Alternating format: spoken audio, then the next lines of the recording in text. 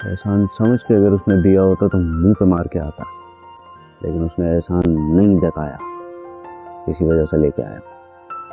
हमें नहीं चाहिए उसकी मदद, वापस करके आओ। आपा नहीं, इतना बड़ा ठेका इतनी मुश्किलों से मिला, आप ऐसे ही जाया कर देंगी। तुम होती कौन हो हमारे घर के मामलात में बोलने वाली? हैं? कौन हो तुम? उस्मा, जब ठीक कह रही, हालात खराब हैं, कर्जों में डूबा हूँ। अगर ये ठेका मुझे दुश्मन की वजह से भी मिला तो इस टाइम पे नियमत से कम नहीं है। घर चलाना है।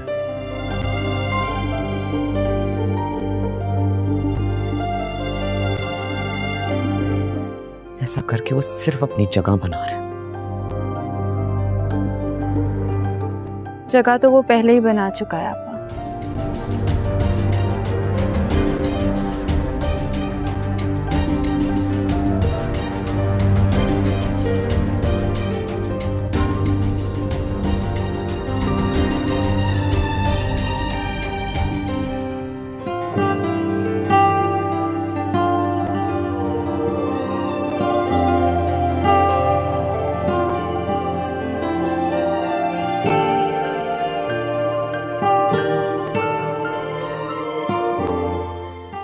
कहा था ना कि कबीर की वजह से इस घर को कोई फायदा नहीं आएगा। मुझे तो लगता है कि अगर अब इस घर को कोई भी फायदा आया ना, वो कबीर के वसीले से आएगा। तुम्हारा सबसे बड़ा दुश्मन तुम्हारी मोहब्बत में गिरफ्तार हो चुका है, अब उससे दुश्मनी नहीं होगी।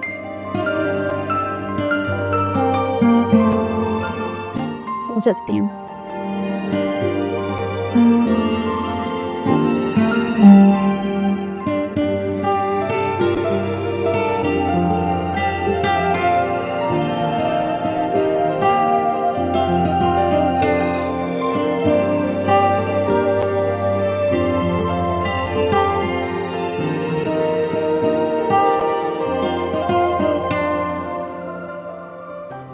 सिकंदर भाई को ठेका तुमने दिया, जबकि उन्होंने हमेशा तुमसे नफरत ही की, हमेशा तुम्हें अपना दुश्मन समझा। फिर भी कोई बड़ी बात नहीं है, जाने दो। हमारे लिए है, हमारे लिए बहुत बड़ी बात है। भाई इतने दिनों से, इतने महीनों से घर पर बैठे थे, उनके पास कोई काम नहीं था।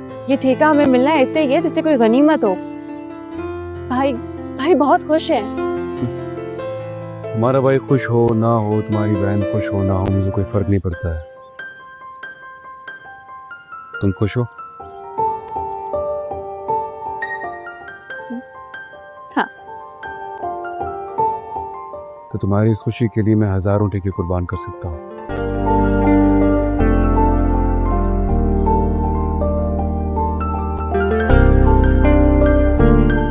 इस बात पे लड़ना मत शुरू हो जाना तुम, मैं वैसे ही कह रहा हूँ।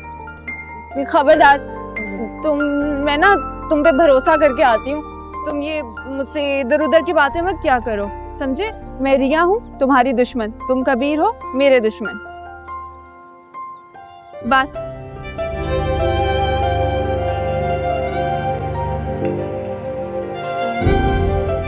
ठीक है, लो आज हम फिजिक्स के 2 चैप्टर्स पढ़ेंगे, निकालो।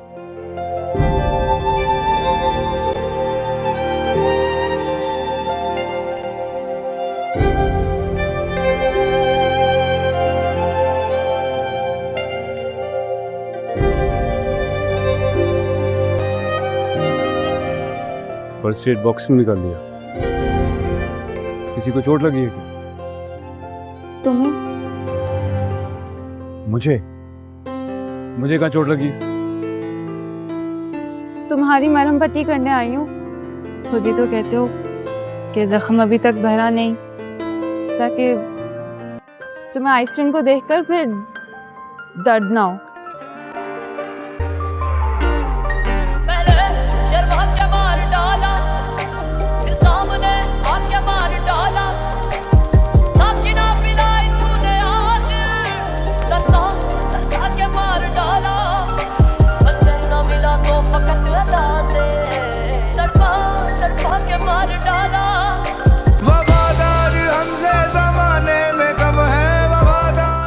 देखो जो भी है, सिकंदर भाई को ऐसे नहीं करना चाहिए था। कोई उनसे कह दे बुरा कर रहे हैं, वफाओं के बदले जफा कर रहे हैं। मैं थोड़ी देर कर मैं क्या कर रहा हूँ, वो क्या कर रहे हैं। ये मरहम तुम्हें उस वक्त लगाना चाहिए था जब तुम्हारे भाई ने पत्थर मार के मेरा सर फाड़ दिया था। तो मुझे अपना घर छोड़ना ना पड़ता, तुम्हें छोड़ना ना पड़ता।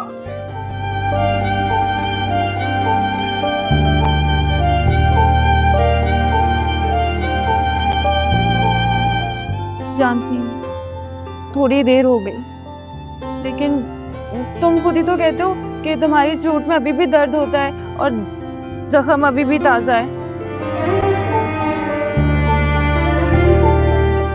तुम इजाजत दो तो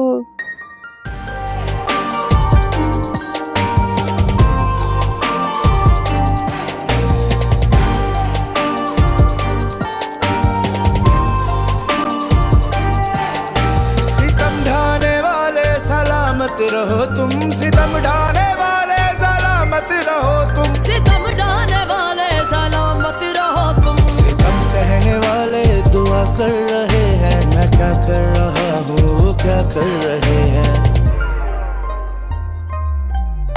वफाओं के बदले जफा कर रहे हैं। मैं क्या कर रहा हूँ, वो क्या कर रहे हैं। वफाओं के बदले जफा कर रहे हैं। मैं क्या कर रहा हूँ, वो क्या कर रहे हैं।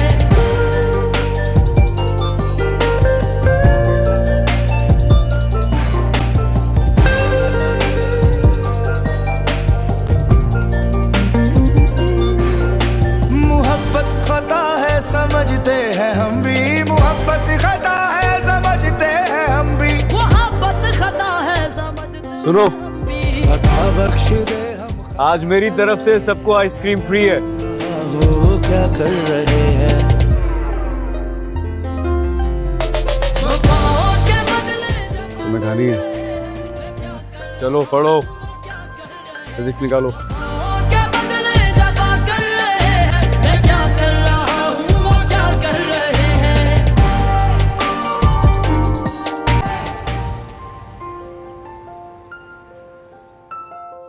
क्या कबीर ऐसा नहीं कर सकता? चचा ने मुझे खुद फोन करके बताया था। क्या इस लड़के को? प्रिया को बचाने चल पड़ा, वफा की बहन को उठाकर घर ले आया, और अब सिकंदर, मतलब हमारा वो दुश्मन जो हमसे सब कुछ छीन ले, उसे इतना बड़ा ठेका। आ गए हो तुम सिकंदर की मौजें करवा के। क्या लगता है वो तुम्हारा? कौन सी रिश्तेदारी निभा रहे हो तुम जो इतना अच्छा ठेका उठाकर उसे दे दिया? पहले मेरा साला लगता था ना, वही रिश्तेदारी निभा रहा हूँ। दिमाग खराब हो गया तुम्हारा? होश में हो? मजाक कर रहा हूँ। आज मरहम पट्टी हुई है ना, होश में आ गया हूँ। ये चोट ये कैसे लगी? कुछ नहीं है, तो बस ऐसे ही। नहीं, क्या हुआ? सिकंदर ने मारा है? मार ही ना दे वो। वो क्यों मारेगा इसे? इसने तो उसे इतना बड़ा ठेका दे दिया है,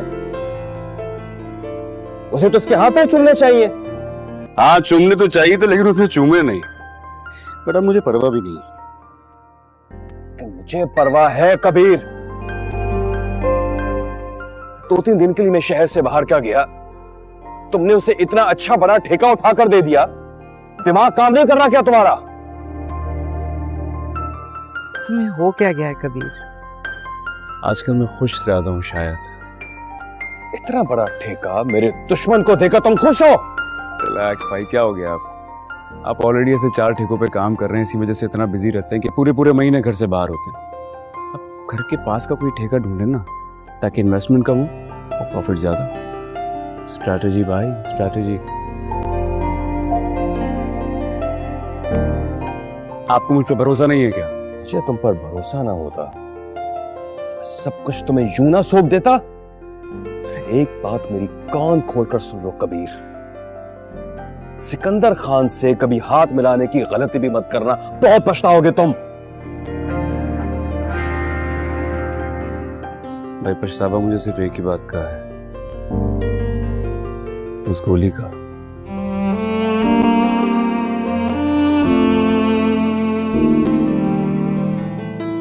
उसके अलावा जिंदगी में कोई पछतावा नहीं और इंशाल्लाह कभी होगा भी नहीं। पहले तो कभी तुमने इस पछतावे का इजहार नहीं किया? पहले हालात और थे, अब और हैं। क्या हुआ है हालात को?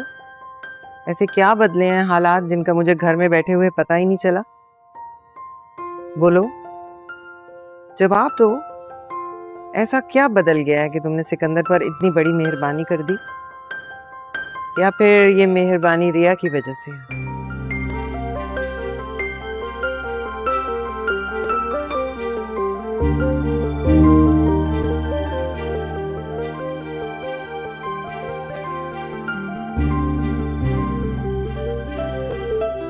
उम्मीद है ऐसा कुछ नहीं होगा कभी। भाई रिलैक्स हो जाएं। मैं जो भी करता हूं ना, वो भले के लिए करता हूं। किसके भले का?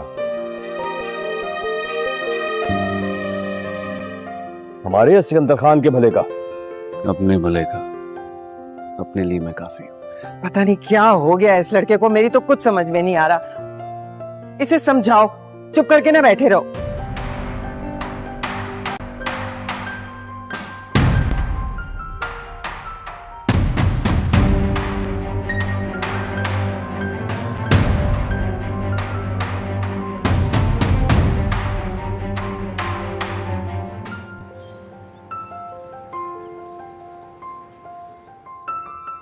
भाई मैं जानता हूं मैंने क्या किया, मुझे किसी की भी नसीहत की जरूरत नहीं है। तुम्हें इस वक्त नसीहत की नहीं, जोरदार थप्पड़ की जरूरत है कभी। अच्छा, और किसमें इतनी हिम्मत है कि मुझे थप्पड़ मारे? मुझ में। आपके लिए मेरा गाल हाजिर है, चाहे तो थप्पड़ मार लें। लेकिन भाई मैं अपने किए पे पछताऊंगा नहीं। प्लीज ट्राई टू अंडरस्टैंड, मुझे कोई रिग्रेट नहीं है। कभी ये थप्पड़ मैं तुम्हें इसलिए नहीं मारूंगा कि तुमने सिकंदर को ठेका दे दिया। ये थप्पड़ मैं तुम्हें मोहब्बत के उस सुहाने ख्वाब से जागने के लिए मारना चाहता हूं, जो अभी तो तुम्हें बहुत अच्छा लग रहा है, लेकिन ये सिर्फ एक धोखा है, एक बहकावा है कबीर, और कुछ नहीं। मोहब्बत के साइड इफेक्ट्स के बारे में लगता है आप काफी कुछ जानते हैं। किसी से टूट के मोहब्बत की है क्या आपने?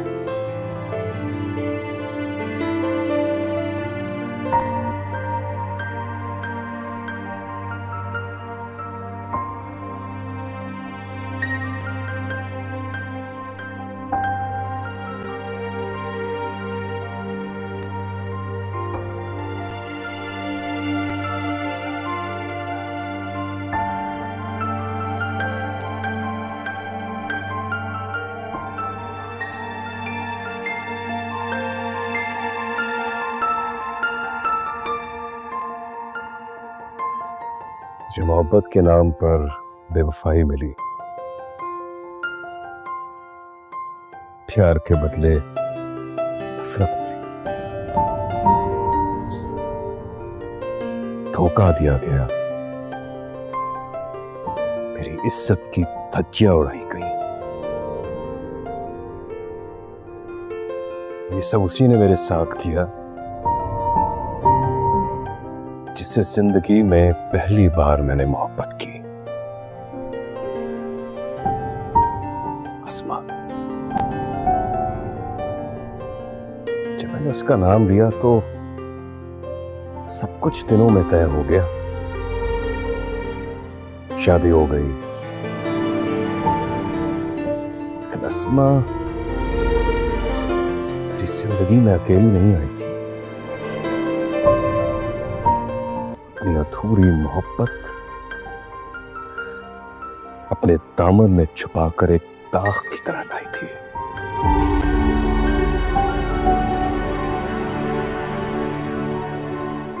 और फिर वही हुआ छुप छुप कर मिलती थी, जब पकड़ी गई तो मुकर जाती।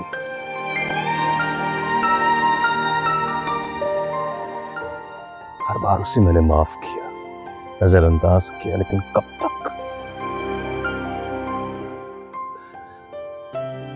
जब मेरी सबसे बड़ी खुशी मेरे बच्चे को सिर्फ इसलिए अबॉर्ट कर दिया कि एक दिन उसे मुझसे तलाक चाहिए थी, तो मैंने जाकर उसे तलाक दे दी।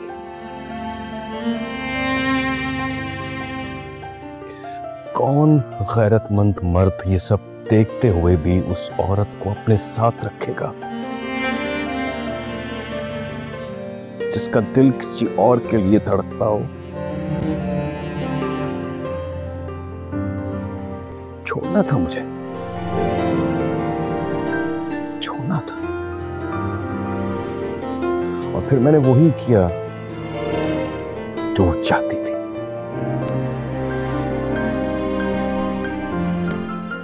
सबको लगा कि मैं उससे जान छुड़ा रहा हूं, उस पर इल्जाम लगा रहा हूं, वो पाक दामन है। मैं और अम्मा उसके किरदार पर कीचड़ उछाल रहे हैं, जबकि चोर उसके अपने दिल में था। फिर इस बात पर असगर खान ने अम्मा का गला पकड़ लिया और तुम्हारे हाथ से वो गोली चल गई कबीर। लेकिन देखो, एक अस्मा ने दो खानदानों को दुश्मन बना दिया।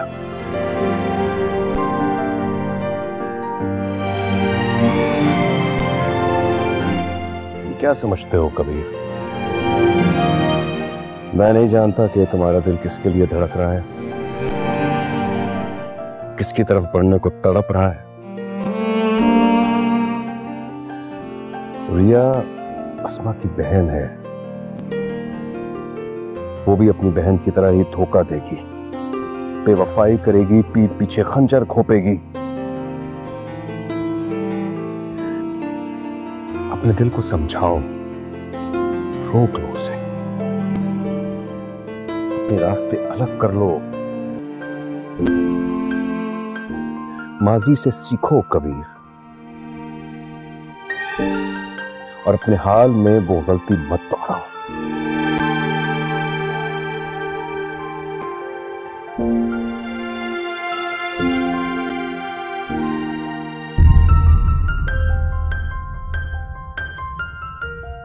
कबीर का दिल जीत लो किसी भी तरह, उसके दिल की रानी बन जाओ। छोटी छोटी चालें चलने की ना तुम बहुत माहिर हो। बड़ी चाल चलूंगी मैं, फिर देखना तुम अपना तमाशा। मुझसे मोहब्बत हो गई तो क्या करूं? मैं इजहार नहीं करूं, और अगर तुम्हें मुझसे मोहब्बत हो गई तो इजहार मत करना, सीधा घर चले आ। सिकंदर खान के घर उसकी बहन से मिलने जाओगे तो बचोगे? अब यहां तक आ गया हूं तो वहां तक भी आ जाऊंगा। मैं तुम्हें बहुत चाहता हूं। अब देखो ना, रात के अंधेरे में मेरे कमरे में आए और अब बड़ी बड़ी बातें कर रहे हो मेरे बहन भाई के सामने आओगे तो कसम खुदा आगे कबीर खान मान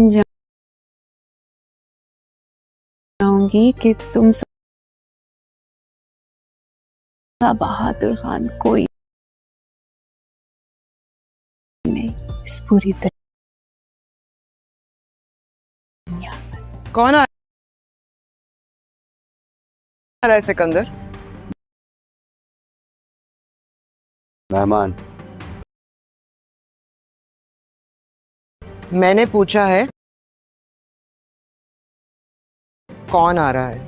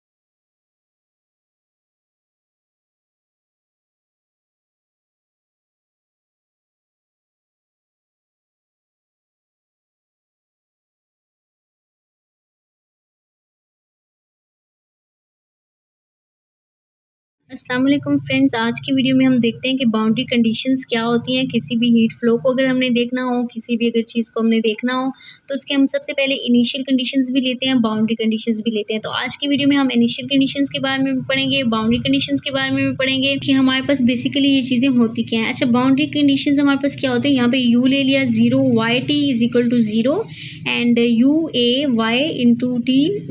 तो यहाँ पे 0 हमारे पास क्या है, 0 is less than X and X less than A a and t greater than 0। ठीक है, यहाँ पे ये चीज़ें हमने ले ली। अच्छा, हम सेकंड बाउंड्री कंडीशन अगर देखें तो यहाँ पे हमारे पास बन रहा है u x 0t is equal to 0 is equal to u x b t। यहाँ पे यानी कि हमारे पास a था, x में था, y में था, इन चीज़ों को हमने ले लिया। अच्छा, उसके बाद हमारे पास तो यहाँ पे अब हमने 0 को लिया। 0 हमारे पास किसके, 0 हमारे पास लेस देन y के है, y लेस देन b है, और t हमारे पास क्या है, ग्रेटर देन 0 है। यानी कि यहाँ पे कुछ हमने बाउंड्री कंडीशंस को बता दिया। उसका हमने ग्राफ बनाया। हमारे पास y एक्सिस है, x एक्सिस है, तो y एक्सिस में हमने क्या ले लिया, 0 ले लिया, और x हमने y एक्सिस पे x को तो 0 ले लिया, बट y को हमने b ले लिया। लेकिन x एक्सिस पे हमने y को 0 ले लिया और x को हमने a ले लिया। तो u हमने a b ले लिया और x ले लिया। तो इस तरह से हमने इसका जो है ना वो कंप्लीट ग्राफ बना लिया कि बाउंड्री कंडीशंस का ग्राफ हमारे पास क्या बनता है। लेकिन अगर हम इनिशियल कंडीशंस की बात करें तो इनिशियल कंडीशन जो होती हैं वो बहुत कम होती हैं, बहुत छोटी सी होती हैं। यहाँ पे हमारे पास आ जाएगा u x y 0 आ जाएगा, यानी कि एक्स वाई हमारे पास है बट टी हमारे पास 0 है। और यहाँ पे अगर हम वाई के फॉर्म में लेंगे तो वो हमारे पास क्या आ जाएगा, यहाँ पे एक्स वाई के फॉर्म में आ जाएगा। और इस चीज़ को अगर हम देखेंगे तो 0 हमारे पास लेस देन एक्स है और एक्स लेस देन ए है, इसी तरह 0 लेस देन वाई है and Y less than B है। तो यहाँ पे ये हमारे पास इनिशियल कंडीशन आ गई। तो इसी तरह हमने देखा कि इनिशियल कंडीशन जस्ट हमारे पास 1 होती है, जिसमें सिर्फ टी 0 के इक्वल हो जाता है और 0 हमारे पास लेस देन में शामिल हो जाता है। बट यहाँ पे अगर हम बाउंड्री कंडीशन की बात करें तो बाउंड्री कंडीशन हमारे पास बहुत ज़्यादा होती हैं, यानी कि 2 होती हैं हमारे पास बाउंड्री कंडीशन। एक में टी 0 हो जाता है तो दूसरे में बी वगैरह 0 हो जाता है। अस्सलाम वालेकुम फ्रेंड्स, आज हम बात करते हैं नावल जन्नत के पत्ते के। जन्नत के पत्ते एक बहुत ही फेमस नावल है जो कि निम्रा अहमद का नावल है। और इस नावल में एक जो मशहूर बात यह है कि इस नावल में मज़हब से रिलेटेड, सियासत से रिलेटेड और उसके अलावा थ्रिल का इम्तजाज है। इसमें मरकज़ी किरदार हया सलमान की ज़िंदगी में एक बड़ा रूहानवी सफ़र दिखाया गया है कि जैसे कि हम सब ने ये नावल पढ़ा हुआ है और उसमें हमने देखा कि किस तरह से हया सलमान पहले एक बहुत ही फैशनेबल लड़की हुआ करती थी और उसके बाद किस तरह से उसकी ज़िंदगी में मज़हब का रुझान आया और उसकी ज़िंदगी बिल्कुल चेंज हो गई। उसके बाद उसने पर्दा करना स्टार्ट कर दिया, जबकि उस पर बहुत सारे लोग हंसते थे, लेकिन उसने किसी की बात को भी कोई इम्पोर्टेंस नहीं दी और मुसलसल उसने उसकी ज़िंदगी में जो बदलाव आया है तो इसके बारे में यहाँ पे हमें राइटर्स बता रहे हैं कि एक लड़की की ज़िंदगी में कुरान की ताकत और हिदायत की कहानी। हालिम वक्त के इसके अलावा जो इसके नावल हैं निम्रा अहमद के, उसमें हालिम भी एक बहुत ज़बरदस्त नावल है जिसमें वक्त के सफ़र और ख्वाबों पर मबनी एक मुनफरिद नावल है। जैसे कि हमने देखा था हया सलमान के नावल में आप लोग देखते हैं कि किस तरह से हया जो है ना वो अपनी स्टडी करने के लिए तुर्की जाती है और वहाँ पर फिर उसको अपना जो है ना वो हीरो मिलता है। और इसके साथ साथ किस तरह से वो ज़िंदगी के हर मामलात में हया को किस तरह से प्रोटेक्ट करता है। और जब वो फिर उसकी ज़िंदगी में एक बदलाव आता है तो वो तुर्की जैसे बड़े शहर में रहकर, जहाँ पर सर पे स्कार्फ करना या सर को कवर करना बिल्कुल भी उनके कानून के ख़िलाफ़ था, तो वहाँ पर भी उस कंट्री में भी रहकर उसने अपने सर को कवर किया और जो कुरान की वजह से उसकी ज़िंदगी में चेंज आया था तो उसने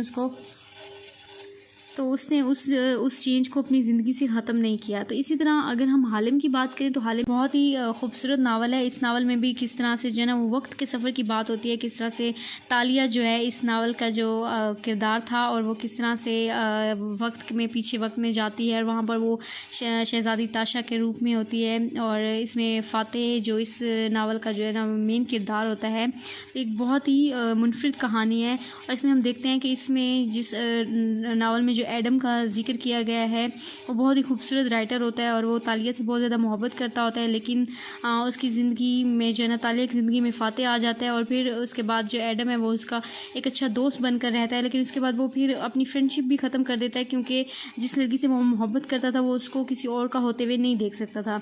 इसमें हम देखते हैं कि तालिया एक बहुत बड़ी जो है ना वो कोइन आर्टिस्ट होती है जो कि बहुत ही अच्छे तरीके से चोरी करती है और किसी को कानों खबर भी नहीं होती कि उसने किस तरह से उनकी जो है ना वो जेवरात वगैरह चोरी कर लिए और वो बहुत बड़ी बड़ी चीज़ें चोरी करती है। लेकिन उसके बाद जैसे उसकी ज़िंदगी में फ़ातेह आता है तो उसकी सारी जो चोरी वाली चीज़ें होती हैं वो बिल्कुल चेंज हो जाती हैं। और इसके बाद हम बात करते हैं नमल के बारे में। तो नमल एक हमारे पास क्राइम, सस्पेंस और फैमिली ड्रामे पर मबनी एक शानदार कहानी है, यानी कि इस कहानी में बहुत ज़्यादा क्राइम दिखाया गया है कि किस तरह से जो ज़मर्द होती है वो एक वकील होती है और उसके बाद वो क्राइम्स वगैरह को ख़त्म करती है और जितने भी क्राइम्स वगैरह होते हैं उन पर काम करती है। तो इसी तरह से फ़ारिस वो भी जो है ना वो ज़ुमर्द का हस्बैंड होता है। पहले उन दोनों के दरमियान जो है ना वो बहुत ज़्यादा लड़ाई वगैरह होती है, लेकिन उसके बाद फिर उन दोनों की शादी हो जाती है और वो बहुत ही खूबसूरत तरीके से उस रिश्ते को निभाते हैं। और आप देखेंगे कि इसमें जो सबसे इम्पोर्टेंट किरदार होता है वो हाशिम कारदार का होता है, जो कि होता तो एक विलन है, लेकिन उसके बावजूद भी उसके किरदार को लोगों ने बहुत ज़्यादा पसंद किया। एक विलन के किरदार को फर्स्ट टाइम ऐसा हुआ कि एक विलन के किरदार को लोगों ने हीरो के किरदार से ज़्यादा पसंद किया। उसके अलावा यहाँ पर एक मेन किरदार जो है वो सादी का होता है। सादी जो कि कुरान पाक पढ़ता है और ये सूरत नमल के नाम पर जो बनाया गया है और इस सूरत का जो है ना वो सारा तर्जमा यहाँ पर सादी पढ़ता है और वो सारा कुछ बताता है। इसके अलावा यहाँ पर बात की गई है पीरे कामिल की। तो पीरे कामिल अगर हम देखें तो निम्रा अहमद का एक बहुत ही फेमस नावल है और कोई भी शायद ही कोई ऐसा इंसान हो जिसने इस नावल को ना पढ़ा हो, क्योंकि तमाम लोगों ने इस नावल को पढ़ा हुआ है और जितनी भी यूथ है स्पेशली गर्ल्स उन्होंने इस नावल को पढ़ा हुआ है। ये बहुत ही अच्छा नावल है। इस नावल से हम जो है ना कुरान पाक को बहुत ज़्यादा सीखते हैं। उसके अलावा इस नावल से हम जो है ना अपनी ज़िंदगी में इस्लाम को फॉलो करते हैं कि अल्लाह ताला सबसे बेसिक चीज़ है कि अल्लाह क्या है, क्योंकि इस नावल का जो हीरो होता है सलार सिकंदर वो सबसे पहले तो अल्लाह ताला को ही नहीं मानता। वो कहता है कि मैं नहीं जानता कि कोई अल्लाह है या उसकी ज़िंदगी में कोई नमाज कुरान ऐसा कुछ भी नहीं था और वो बार बार ख़ुदकुशी करने की कोशिश करता था। ज़्यादा से ज़्यादा कभी वो समंदर में छलांग लगा देता था या कभी वो ऊंची जगह से कूद जाता था। वो सिर्फ ये देखना चाहता था कि आखिर मौत के बाद या फिर सबसे ज़्यादा दर्द के बाद क्या चीज़ फ़ील होती है, लेकिन हर बार वो बच जाता था। फिर उसके बाद उसकी ज़िंदगी में चेंज आया और उसने अल्लाह ताला को मानना शुरू किया और उसके बाद वो एक बहुत अच्छा हाफिज़ बन गया। तब उसकी ज़िंदगी में जो है ना वो उमामा आती है और उमामा जो कि क्रिश्चियन होती है और क्रिश्चियन से वो मुसलमान बनती है। तो इस तरह से इस नावल की कहानी स्टार्ट होती है। उसके बाद अगर हम मुसहफ़ की बात करें तो मुसहफ़ भी एक लड़की की ज़िंदगी में कुरान की ताकत और हिदायत की कहानी है कि एक लड़की की ज़िंदगी में कुरान की वजह से किस तरह से वो कुरान पर इतना ज़्यादा बिलीव करती थी और कुरान की वजह से उसकी ज़िंदगी किस तरह से चेंज हुई, किस तरह से उसकी ज़िंदगी में बदलाव आया। तो ये सारी चीज़ें तो हमने बात की निम्रा अहमद के मशहूर नावल्स के बारे में। ये जितने भी नावल्स थे ये निम्रा अहमद के नावल्स थे। इनमें जन्नत के पत्ते, मुसहफ़, हालिम, नमल और इसके अलावा भी बहुत सारे नावल्स हैं, बट ये सबसे फेमस नावल है। तो अगर आप लोगों ने इन नावल्स को नहीं पढ़ा हुआ तो आप लोग भी इनको ज़रूर पढ़ें। बहुत ही अच्छे नावल्स हैं और इनसे हमें ज़िंदगी के बारे में, कुरान के बारे में, इस्लाम के बारे में बहुत कुछ सीखने को मिलता है। अस्सलाम वालेकुम फ्रेंड्स, आज हम बात करते हैं नावल जन्नत के पत्ते के। जन्नत के पत्ते एक बहुत ही फेमस नावल है जो कि निम्रा अहमद का नावल है और इस नावल में एक जो मशहूर बात यह है कि इस नावल में मज़हब से रिलेटेड, सियासत से रिलेटेड और उसके अलावा थ्रिल का इम्तजाज है। इसमें मरकज़ी किरदार हया सलमान की ज़िंदगी में एक बड़ा रूहानवी सफ़र दिखाया गया है कि जैसे कि हम सब ने ये नावल पढ़ा हुआ है। उसमें हमने देखा कि किस तरह से हया सलमान पहले एक बहुत ही फैशनेबल लड़की हुआ करती थी और उसके बाद किस तरह से उसकी ज़िंदगी में मज़हब का रुझान आया और उसकी ज़िंदगी बिल्कुल चेंज हो गई। उसके बाद उसने पर्दा करना स्टार्ट कर दिया, जबकि उस पर बहुत सारे लोग हंसते थे, लेकिन उसने किसी की बात को भी कोई इम्पोर्टेंस नहीं दी और मुसलसल उसने उसकी ज़िंदगी में जो बदलाव आया है तो इसके बारे में यहाँ पे हमें राइटर्स बता रहे हैं कि एक लड़की की ज़िंदगी में कुरान की ताकत और हिदायत की कहानी। हालिम वक्त के इसके अलावा जो इसके नावल हैं निम्रा अहमद के, उसमें हालिम भी एक बहुत ज़बरदस्त नावल है जिसमें वक्त के सफ़र और ख्वाबों पर मबनी एक मुनफरिद नावल है। जैसे कि हमने देखा था हया सलमान के नावल में आप लोग देखते हैं कि किस तरह से हया जो है ना वो अपनी स्टडी करने के लिए तुर्की जाती है और वहाँ पर फिर उसको अपना जो है ना वो हीरो मिलता है और इसके साथ साथ किस तरह से वो ज़िंदगी के हर मामलात में हया को किस तरह से प्रोटेक्ट करता है और जब वो फिर उसकी ज़िंदगी में एक बदलाव आता है तो वो तुर्की जैसे बड़े शहर में रहकर जहाँ पर सर पे स्कार्फ करना या सर को कवर करना बिल्कुल भी उनके कानून के ख़िलाफ़ था, तो वहाँ पर भी उस कंट्री में भी रहकर उसने अपने सर को कवर किया और जो कुरान की वजह से उसकी ज़िंदगी में चेंज आया था तो उसने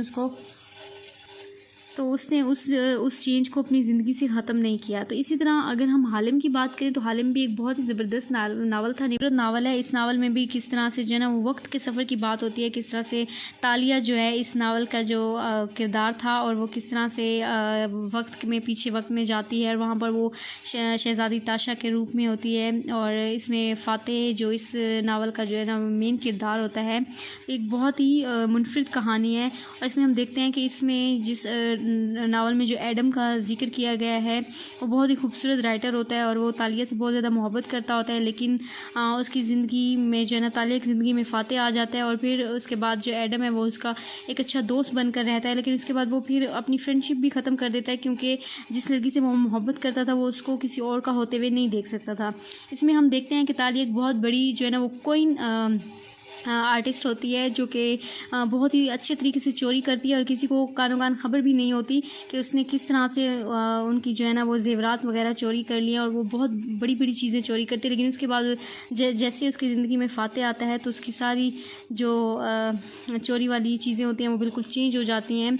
और इसके बाद हम बात करते हैं नमल के बारे में। तो नमल एक हमारे पास क्राइम, सस्पेंस और फैमिली ड्रामे पर मबनी एक शानदार कहानी है, यानी कि इस कहानी में बहुत ज़्यादा क्राइम दिखाया गया है कि किस तरह से जो ज़मर्द होती है वो एक वकील होती है और उसके बाद वो क्राइम्स वगैरह को ख़त्म करती है और जितने भी क्राइम्स वगैरह होते हैं उन पर काम करती है। तो इसी तरह से फ़ारिस वो भी जो है ना वो ज़मर्द का हस्बैंड होता है। पहले उन दोनों के दरमियान जो है ना वो बहुत ज़्यादा लड़ाई वगैरह होती है, लेकिन उसके बाद फिर उन दोनों की शादी हो जाती है और वो बहुत ही खूबसूरत तरीके से उस रिश्ते को निभाते हैं।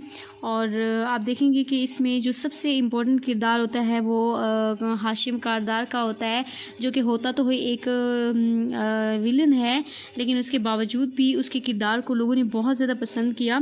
एक विलन के किरदार को फर्स्ट टाइम ऐसा हुआ कि एक विलन के किरदार को लोगों ने हीरो के किरदार से ज़्यादा पसंद किया। उसके अलावा यहाँ पर एक मेन किरदार जो है वो सादी का होता है, सादी जो कि कुरान पाक पढ़ता है और ये सूरत नमल के नाम पर जो बनाया गया है और इस सूरत का जो है ना वो सारा तर्जमा यहाँ पर सादी पढ़ता है और वो सारा कुछ बताता है। इसके अलावा यहाँ पर बात की गई है पीर कामिल की। तो पीर कामिल अगर हम देखें तो निम्रा अहमद का एक बहुत ही फेमस नावल है और कोई भी शायद ही कोई ऐसा इंसान हो जिसने इस नावल को ना पढ़ा हो, क्योंकि तमाम लोगों ने इस नावल को पढ़ा हुआ है और जितनी भी यूथ है स्पेशली गर्ल्स उन्होंने इस नावल को पढ़ा हुआ है। ये बहुत ही अच्छा नावल है। इस नावल से हम जो है ना कुरान पाक को बहुत ज़्यादा सीखते हैं। उसके अलावा इस नावल से हम जो है ना अपनी ज़िंदगी में इस्लाम को फॉलो करते हैं कि अल्लाह ताला सबसे बेसिक चीज़ है कि अल्लाह क्या है, क्योंकि इस नावल का जो हीरो होता है सलार सिकंदर वो सबसे पहले तो अल्लाह ताला को ही नहीं मानता। वो कहता है कि मैं नहीं जानता कि कोई अल्लाह है या उसकी ज़िंदगी में कोई नमाज कुरान ऐसा कुछ भी नहीं था और वो बार बार ख़ुदकुशी करने की कोशिश करता था। ज़्यादा से ज़्यादा कभी वो समंदर में छलांग लगा देता था या कभी वो ऊंची जगह से कूद जाता था। वो सिर्फ ये देखना चाहता था कि आखिर मौत के बाद या फिर सबसे ज़्यादा दर्द के बाद क्या चीज़ फ़ील होती है, लेकिन हर बार वो बच जाता था। फिर उसके बाद उसकी ज़िंदगी में चेंज आया और उसने अल्लाह ताला को मानना शुरू किया और उसके बाद वो एक बहुत अच्छा हाफिज़ बन गया। तब उसकी ज़िंदगी में जो है ना वो उमामा आती है और उमामा जो कि क्रिश्चियन होती है और क्रिश्चियन से वो मुसलमान बनती है।